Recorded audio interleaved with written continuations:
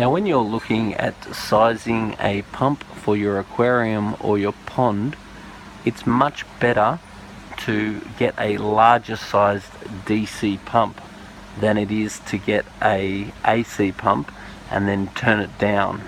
So if you get an AC pump, the way you need to turn it down is using some sort of ball valve or gate valve on the outlet, and then that will actually restrict the water leaving the pump. That will mean the pump's got to work really hard, even though the pressure being released from the pump may actually be, though the flow released from the pump will be less, and it means that the motor will be driven maximum, so the electricity that will be used will be maximum.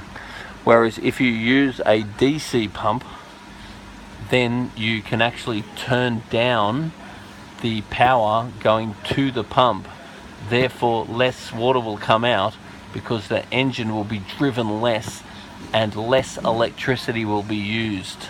So you will save money getting your flow rate right if you use a DC pump, which can be controlled via the power inlet, than you will if you use an AC pump and have to control it with some sort of gate valve.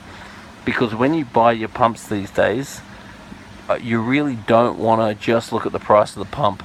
You want to look at the quality of the pump, because many pumps you can't get bloody spare parts for them.